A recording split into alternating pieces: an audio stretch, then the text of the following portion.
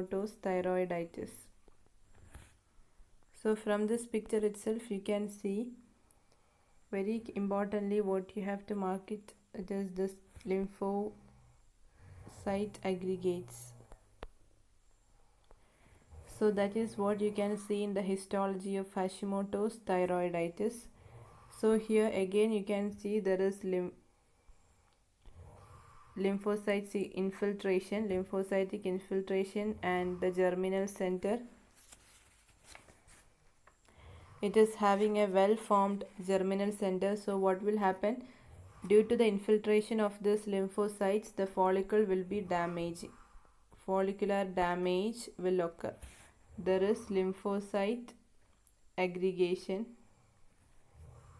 So there is a well defined germinal center.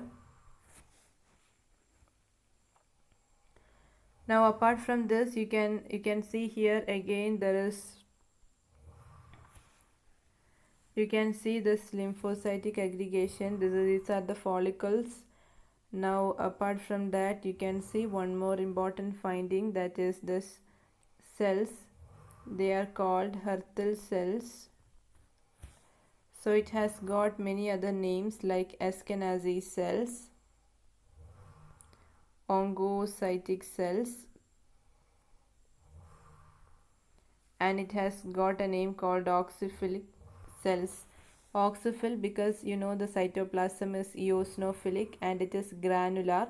So why it is granular? It is because of the presence of mitochondria. So you can see the cells, Hürthle cells, you can see in Hashimoto's thyroiditis in follicular neoplasm. That means adenoma and follicular carcinoma in both.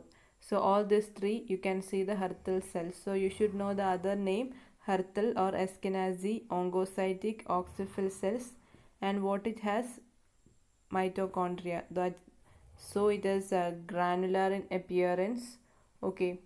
So now you can see this picture. You can see the lymphocyte aggregates. Now just go back to the theory. In the theory, you should know that it will be a female is presenting, a middle-aged female will be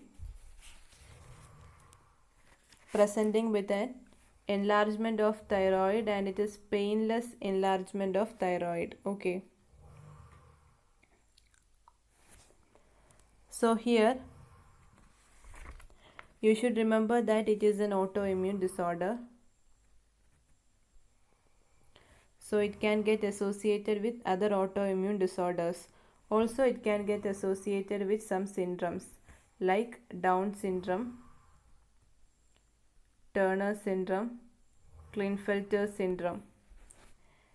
Okay, so when you go to the pathogenesis, so we know it is an autoimmune disorder.